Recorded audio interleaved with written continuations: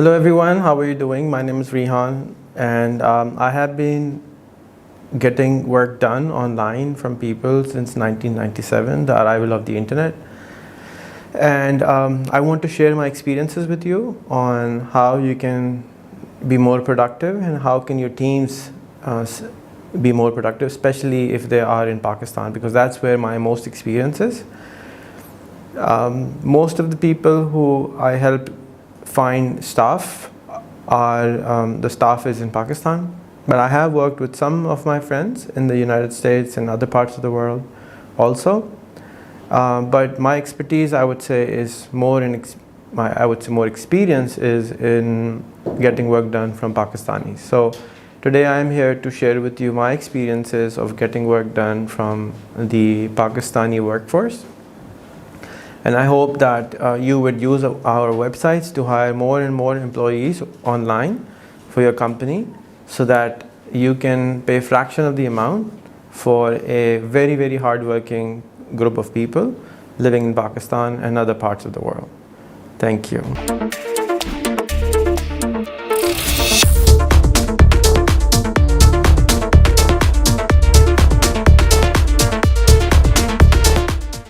So today, as the internet has grown and it's available everywhere in the world, you can find people working for you anywhere in the world, right? So for example, if you are in New York or if you're in San Francisco, you can find somebody in Florida, especially in the Panhandle area where I live, for $40,000 a year instead of $140,000 or $250,000 a year. So remote work, the internet has allowed us to communicate through the internet and commute less because of the power of the internet. And hopefully as Starlink and other services arrive, we will be able to go even in remoter areas of the planet and be able to work and satisfy our employers and partners' needs while being in the part of the world where we want to be or our employees want to be. So like any other employee or colleague, you might want to know the person who you're trying to hire. You might want to know how many people they have in their house living, how big is their house, ask them to give you a virtual tour of their house, ask them to introduce you to their family. Now these are not normal things in the United States, but I have found them to be very useful if you do this with your co-workers, especially from Pakistan.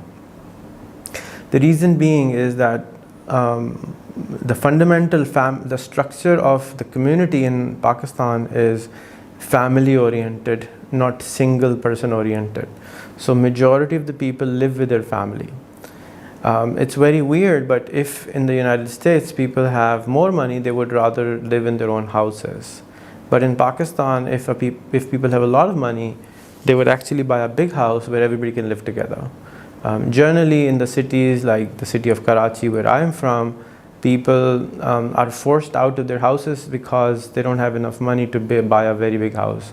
A big house costs anywhere from $1 million to $2 million. $1 million, I would say, on an average house of 1,000 yards in Karachi, which is very expensive compared even to the United States. So it's not cheap to live in Pakistan, but because we live, I would say, in a family structure, our expenses are lower. Some things are cheaper than the United States, other things are very expensive.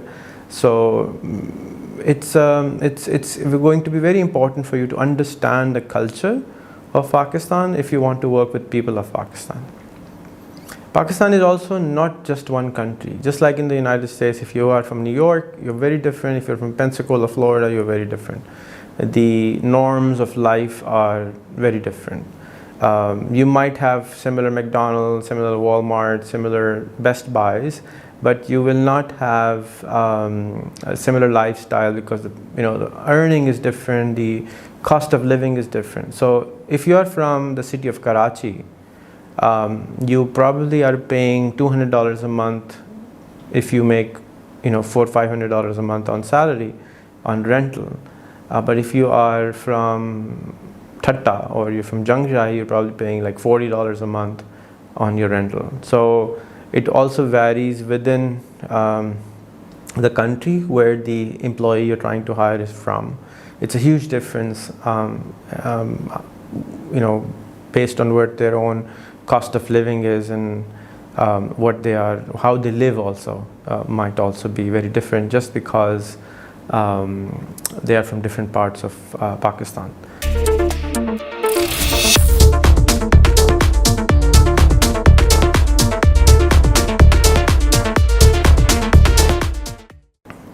So I'll give you a small brief about Pakistan.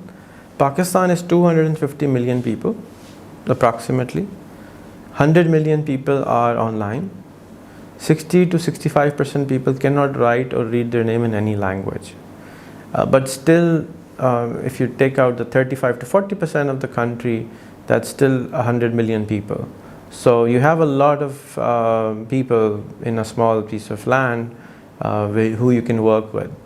The national language of Pakistan is Urdu, which is exactly like Hindi language. It's written like Arabic or Persian script. The official language of our country is Urdu also, and English. So you will find that majority of our countrymen and women read and write English. They don't get opportunity to speak a lot, so they're thinking sometime in Urdu, so they're translating while they're speaking to you. So they might say because they're actually thinking in Urdu language and then translating it as they speak to you. So you can help them improve that by requesting them to watch English movies or Friends or some other sitcoms which you think you want them to see. For example, I would strongly recommend that you recommend them to watch certain movies, like 5 of your best movies which you like, favorite movies, 5 sitcoms which you love. They must watch it, because once they watch it, they will be able to be on a similar bandwidth, similar frequency as you are when they're working with you. Otherwise, they wouldn't have the contextual information or references, and you wouldn't be very friendly with them, right? So as far as I know, Americans, they like to be very friendly with everyone, right? So if you want them to be friendly back with you, they need to be able to understand your jokes. They need to be able to understand what you're talking about, what your accent is like, and where you're coming from, basically. So this is general information about Pakistan. A majority of the women in Pakistan, even if they're educated, do not work. They prefer to be a housewife, though that is changing, but they still prefer to be a housewife. They do their house chores and take care of the family. It's, as I said, it's very important for them to take care of the family and be part of the family. So the primary responsibility of raising the children, cooking, cleaning, schooling goes to the wife, and the man normally goes out and works to earn. He's a breadwinner. The majority again live with their in-laws or their parents.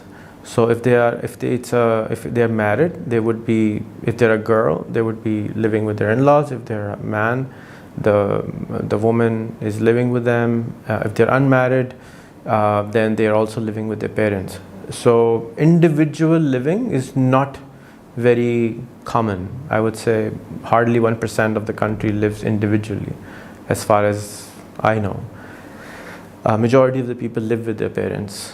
until their parents pass away or they outgrow their family. So for example, I, who am 47 today, only moved out 3 years ago out of my parents' house, and that house is also next door to my house. So that is because my family outgrew and my brother's family outgrew, so we were not able to accommodate in the same house. So we had to move out and move into a new house. But that is the only time when normally families move out. So you can sometimes get children's noises in the background while you're on Skype or WhatsApp with them.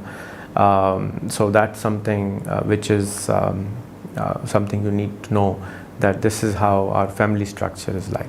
I would again strongly recommend you to have a 10-15 minute conversation about their family, what they eat, normally what their sleeping timings are. Ask them to introduce you to their family, their parents. They would be very happy if you asked them to. Instead of being insulted, they would actually feel very, very happy, because parents decide where the child will work. It's not the individual who decides his decision. It's the parents who will force the child to act in a certain way. That's the majority. So you have to be friends with the parents also. It's very good for you if you're friends with the parents. Then you will be able to retain your employees longer. You will be able to get things done, because if you're friends with the parents, then the parents, you can WhatsApp, hey, your son is not, he's acting up, so can you ask him what's happening? So you have a kind of a partner if you talk with the parents. So that's a $1 million tip right there for you, to be friends with the family of the employees who work with you.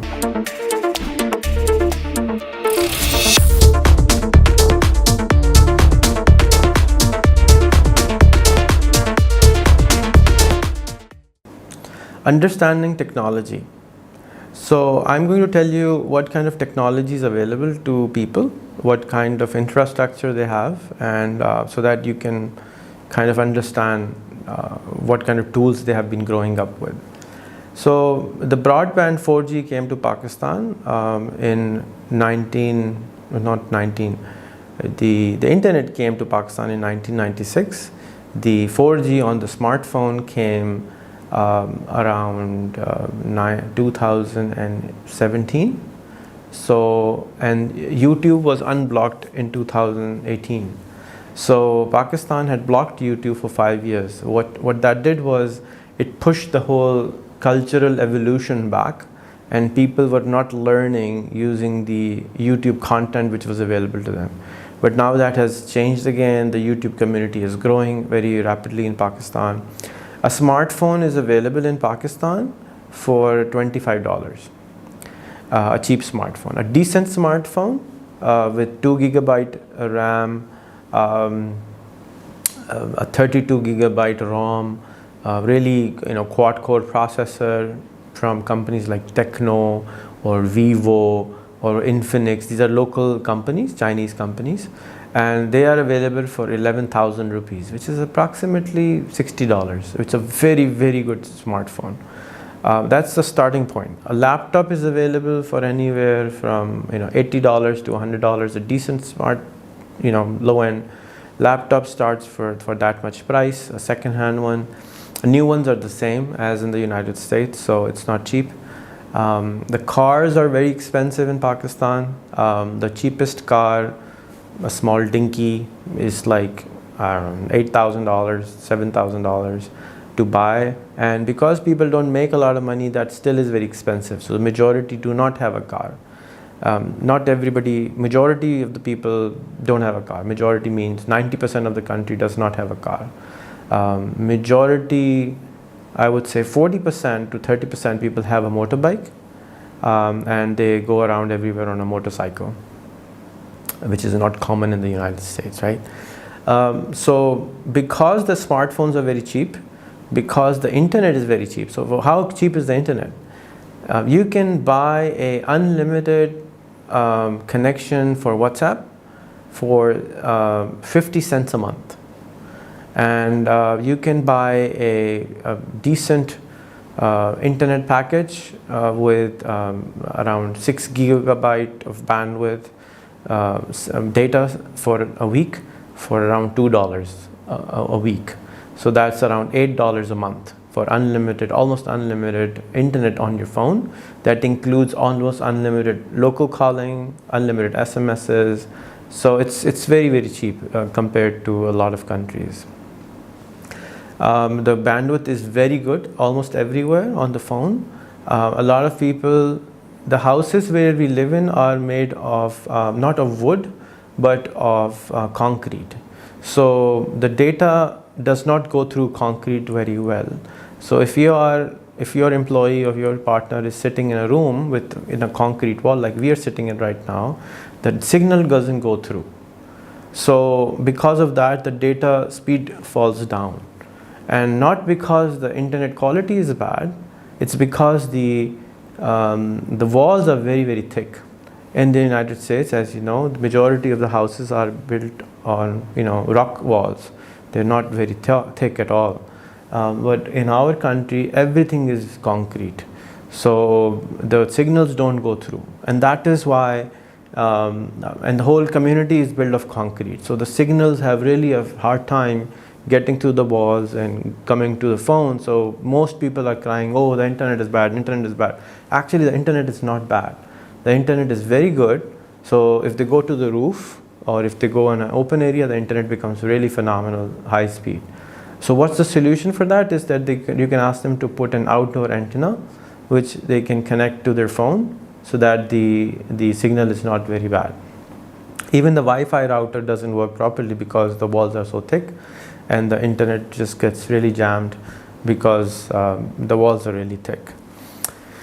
The infrastructure of transport is not as advanced. However, we have a very advanced bike service. So majority of the people now in the big cities, the metros where people are 10 million people plus, which is Lahore, Karachi, Islamabad, Faisalabad.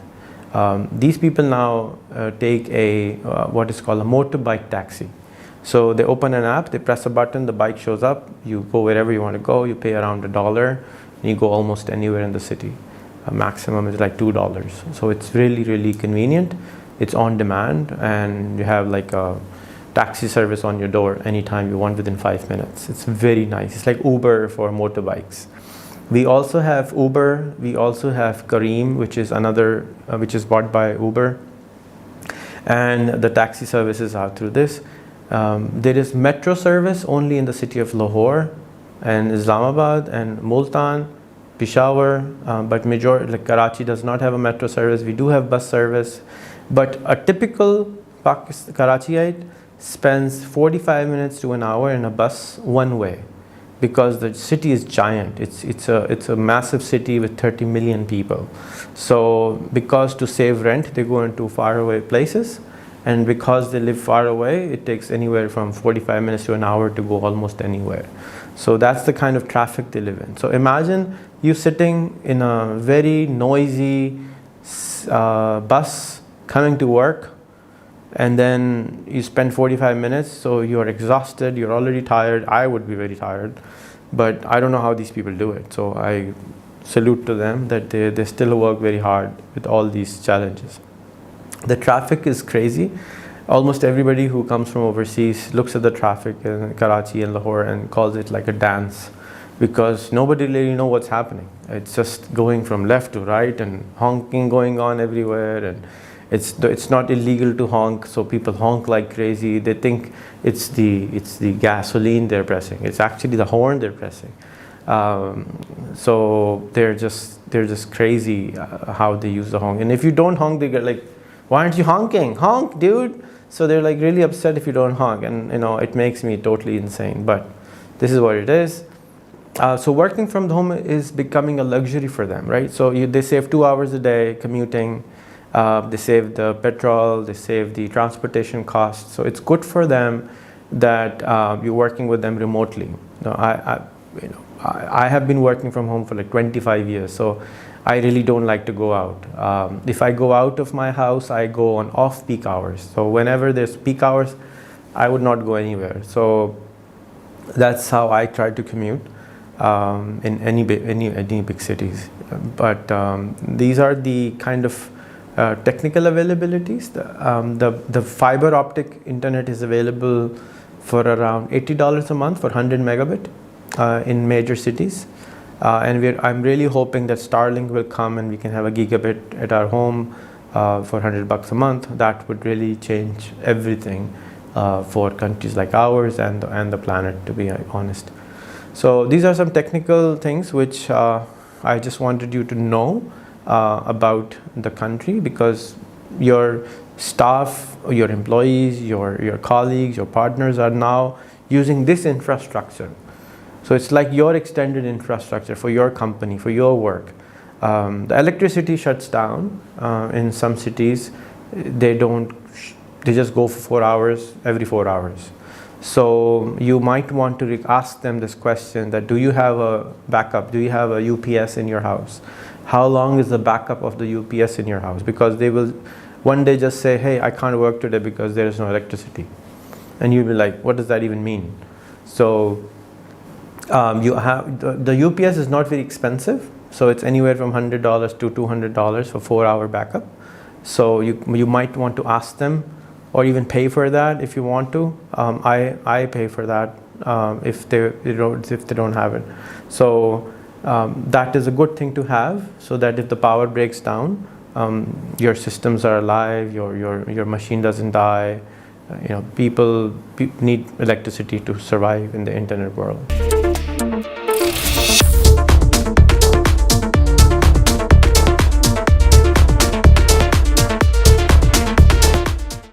Understanding the talent of Pakistanis. So majority of the workforce in Pakistan is men. It's very recent that I started seeing women working even in a McDonald's. So yes, we do have McDonald's. So I wanted to cover food. I will do another episode on the foods of Pakistan available, so that you can have a better understanding. But the talent is that there are over 160 universities, there are thousands and thousands of colleges, and there are millions of schools. Even though it's 250 million people, I would say there's at least 1 million schools. Schooling is taken very seriously, but there are multiple kinds of school. There is a government school, which almost nobody goes to. There is a private school, and then there is a better private school, then there's a better private school. The biggest chain of private schools in Pakistan is called the Beacon House. If you have a child, if you're hiring somebody who is from Beacon House, the second one is City School, the third one is Roots, you would not have any English problems with them, for sure. So their first language is English. They don't allow speaking Urdu in these schools. I used to be fined every single day in my school for speaking Urdu. I was in the city school. So majority of the children who are coming from this school, you would have to pay a premium to hire them, because they're all from very good families, they have their own businesses or something, and they're very well off. So it will be expensive to hire them, but you will not have any language issues with them. You will not have any communication barriers with them, because these children are growing up watching YouTube. They're as good as a kid from the United States as far as coming from a cultural understanding, language barrier. They just don't have that. They all have somebody from their family living in the United States or London or somewhere, and they do often communicate. If you're hiring anyone from 20 years of age to 30 years of age, they have all grown up with the internet. I'm 47. I started using the internet when I was 26. Today kids are having a smartphone at the age of 1. So if you're hiring somebody who's 20, he's from a decent family, he probably has been using the computer for the last 10 years. That means they're very fluid, they're very easy on the computers, email, basic technology understanding is very commonly available. The lower middle class will have a problem, because they have only got their smartphone maybe the last 3-4 years. So one of the questions you want to ask your the person you're hiring is, when did you start using WhatsApp? When did you start using your email? When you ask them this question, that shows you how mature they are in understanding the power of email and the internet, and how easy do they take it. If somebody doesn't have an email at all, they're just new to the internet then, right? And the majority of the people who are coming on the internet today are going to use the internet for the first time on the smartphone. They will probably not have a computer. So you want to hire some people who have at least 4 or 5 years of experience on the computer, so that you can tell them, do this and do that, and they will actually understand.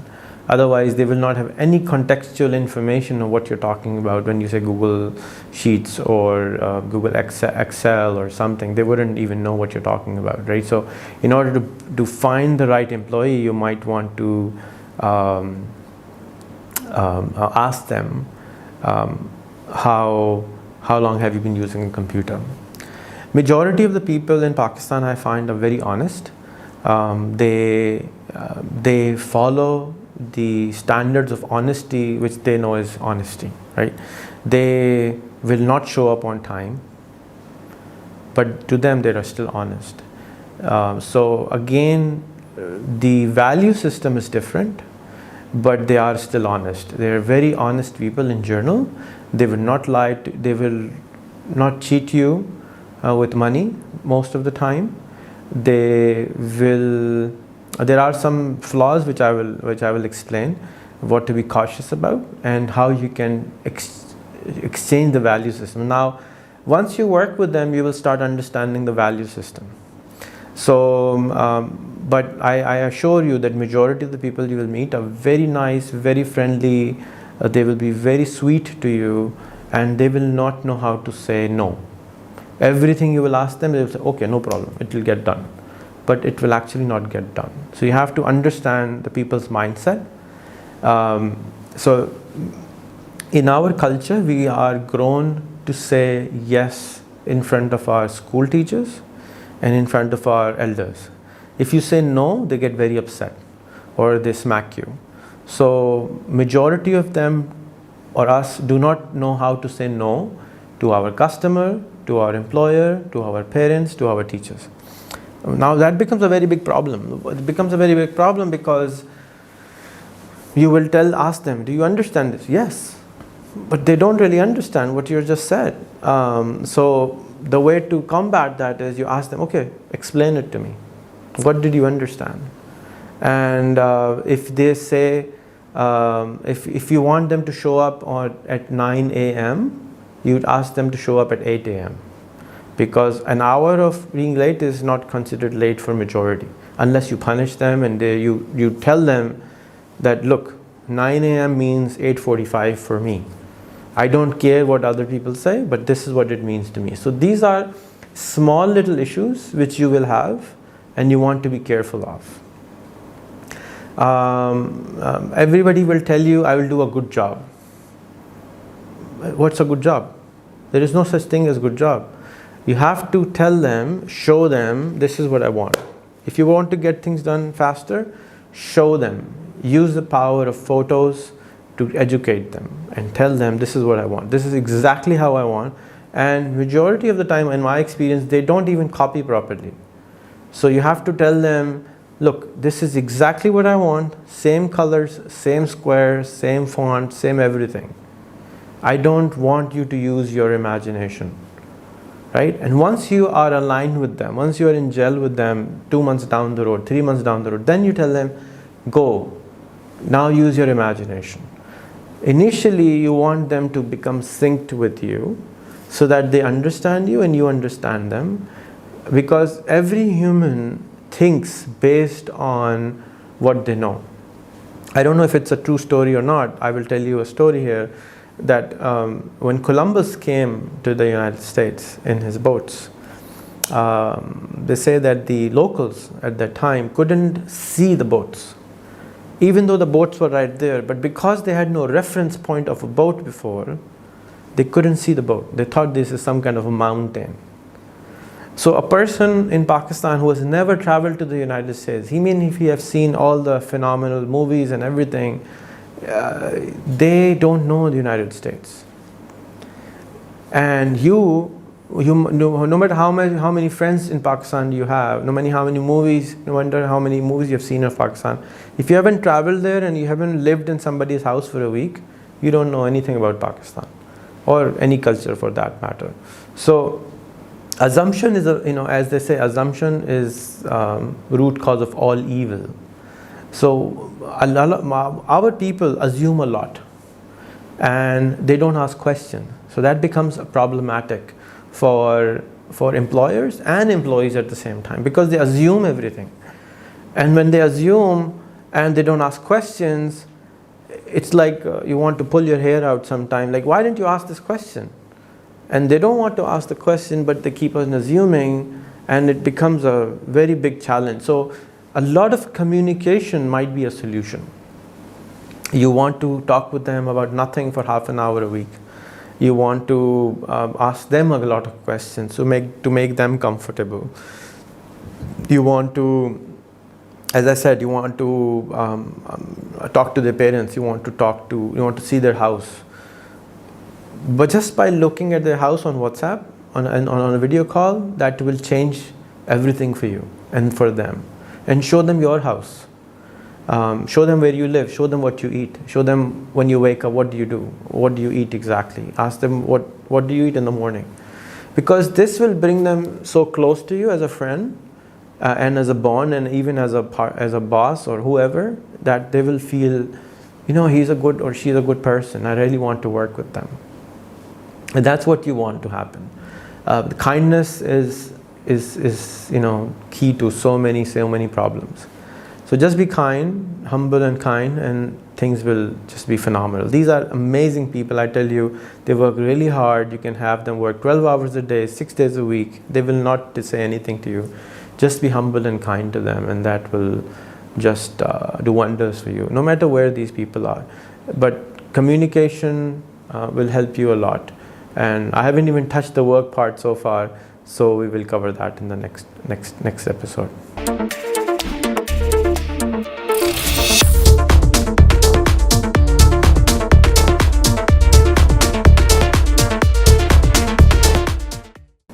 As I said in the last one, you want to, a lot of people exaggerate a lot. So if normally when we look for one person, 50 people show up with their CVs, and 48 people don't know anything about what job they applied for. So they don't do research before they do the job. They have a lot of social pressure from home, so they just show up they just drop the CVs. Oh, they have to tell their mother or father, I dropped 100 CVs, I'm not getting any job. Well, they're not getting any jobs because they're not applying for the right jobs. They're not researching the right employer. They're just dropping CVs. It doesn't work that way, right? So as an employer, your job becomes hard because you have to go through all the bad CVs now, which have no relevancy whatsoever to your job, and they just want some kind of job, and they don't even show up for interviews sometimes. So it's hard to sort it out. So it's best to go through an agency who sorts the clutter out for you, and then give you 5-10 good CVs who you can talk with and hire them. Our websites which we have is $100intern.com and rehanjobs.com, where we're trying to build these platforms where you can hire people. We filter them for you, and we're trying to get systems where it gets automated. So my suggestion to you is, when you're hiring, if you're hiring a low-end person, I would advise everyone who has watched this video to hire at least one person at a low end. Think of them as your new friend, your mentee, your gateway, your window to another country. Hire one person at least from $100intern.com or somebody like that, so that you have one glimpse of a new world out there. And they're so inexpensive that you can easily afford to pay that, but don't give them too much work. So think of what they will do for you. Think of them saving 2 hours or 3 hours a day for you in the 8 hours of time which you're hiring them. Even if they're slow, even if they are they don't understand what you're talking about, they will understand eventually after 3 days, 4 days. And just be persistent with them. Yes, it sounds difficult, but it's not that challenging. If you hire one of these people, it will make your life so much easier. But don't ask them to do, I want somebody who can do a website, do a WordPress, do social media, do email, do WhatsApp. No, that's a good idea. Find only 3 talents which you want. That's it. And then look for those people at least on the $100intern.com. If you make too complicated of an assistant, I want them to do this, yes, fine, good. But you should hire 3 people. Because you're only paying $120 a month, you can afford to hire 3 people. 3 people will do one person will do this, one person will do this, one person will do this. That's it. Don't complicate it. Unfortunately, we have raised the kind of people we have raised doesn't do very well when we give them too many things. They get very confused. We have compartmentalized human beings here. So you want to give them only 3 small little tasks. Okay, I want somebody who can do a graphic design, posting on Facebook, and maybe posting on Twitter. That's it. $120 a month. Once you hire them, you can slowly groom them into a more expensive person. But initially, when you're looking and you give them too many jobs, they say, oh, 10 things. I cannot work for $120. Even though it doesn't take time, but they just don't want to, because when they go back to their friends and family, they, oh, you have to do so many things only and so much money. No, don't do it. Sit alone. Here, have some food. It's because food is inexpensive and your father and mother is paying, they don't do any job. Right? So they would rather not do a job than work for less money, which is so weird for me, but it is what it is, right? So when you want to hire an inexpensive person, don't give them too many tasks. It's not because they cannot do it, or it's not because they're stupid. It's not because they are lazy or something. It's just because the cultural problem. When they go back home and they tell, I have to do all this for this much money, the father will stop them from working. No. Don't do this. It's too much. They're abusing you.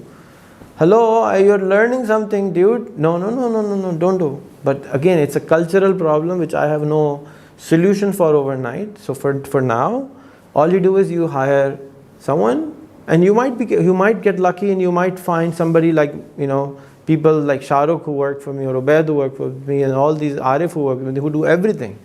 But it takes time. They worked for a long time with me. So once you are gelled in with them, you can give them more work. But initially, if you give them a lot of things and you offer them small money, they will get upset. So you don't want to upset them. It's a social problem. It's not a technical problem. So that's my tip. If you want to hire more expensive people and you have never hired help from overseas, I would advise against it, because you might end up with a bad person and you will have a bad experience for $1,000 a month, and I don't know. I don't have that experience. So I would suggest hire 1 or 2 people remotely, less money. That's my experience. So do that. If you want to hire more expensive people, that's fine also. It will still not be very expensive compared to the United States, but it will be relatively expensive. But do what you think is the best for you.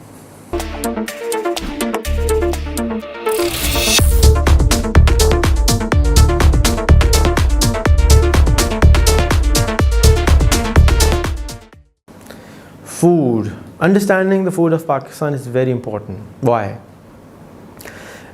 Food is, what we eat is what we become. What we read and listen is what we become intellectually, and physically we become what we eat. So Pakistan is a meat-eating country. What does that mean? It's not India. It's a meat-eating country. In India, you don't find a lot of meat. In Pakistan, there's nothing but meat. Everybody wants to eat meat. If he has the money, where is the meat? Everybody's upset. I'm going to eat aloo again. Oh my God, aloo's potato. So no. So when you eat meat, what happens is that you become a warm or hot-blooded animal. They get angry very easily. You get anxious very easily.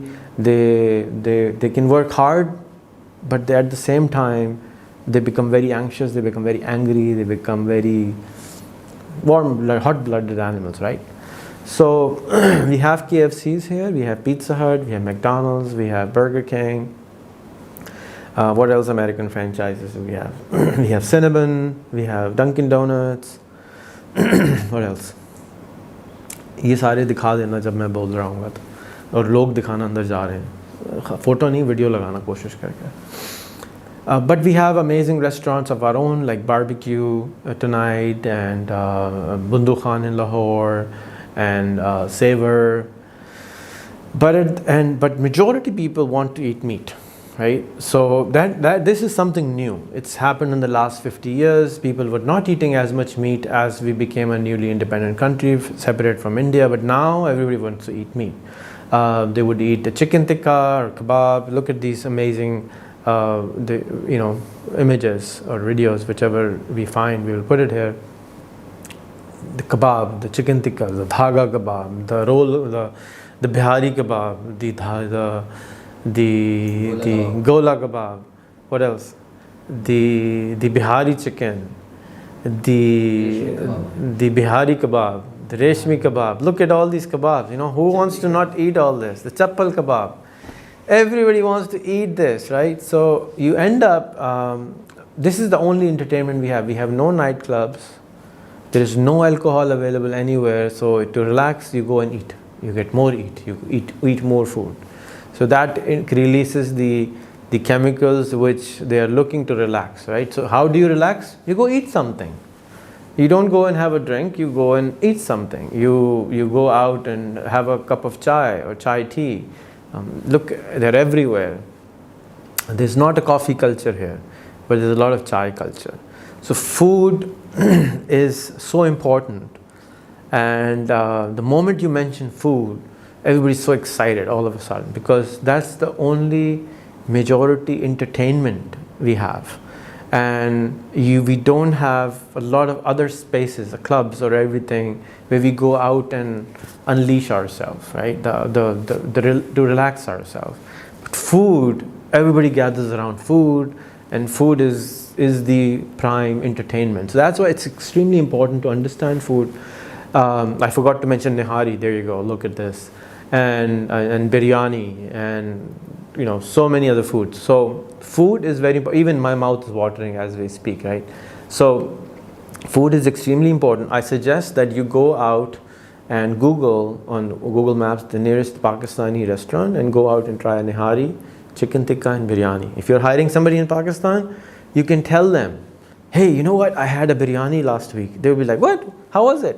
They get all excited, right? If you mention you had a nihari before, they will be so happy. They'll be like, oh, I have a nihari brother, nihari sister in America. My employer had a nihari. She's a gora or gori, and she had a nihari. It will be so exciting for them. I'm not kidding you. It's like the highlight of the week for them, and that creates bonding for you. So food is extremely important, just like in majority of the cultures. And once you understand as a nation, it's about food. It's so important. Food is everything. So we work hard for food, right? So you should definitely try a Pakistani restaurant. If you're a vegetarian, go out and try a aloo matar ki bhaji and a biryani, vegetarian biryani, or have a chicken biryani or a beef biryani or a nihari for sure, or some kebabs. So you understand the flavors. One of my friends said, it's like I have never tasted these experiences in my life. It's the first time she had started eating Indian foods, and she was like, what is happening in my mouth? It's like fireworks happening in my mouth, right? So it's all these experiences which you will have, which we have been having for dozens of years, which you can have, and then you can relate with us, right? Having peas and baked potato in dinner is not our cup of tea. If I come and meet you and you're going to serve me some boiled peas and potatoes, I'm out of there. I'm going to have a McDonald's. But this is our ecstasy. So enjoy the food and talk about the food with us. That's the question. So what did you cook today? Or what did you eat today? That's like the question which a lot of family people ask here. So food is important.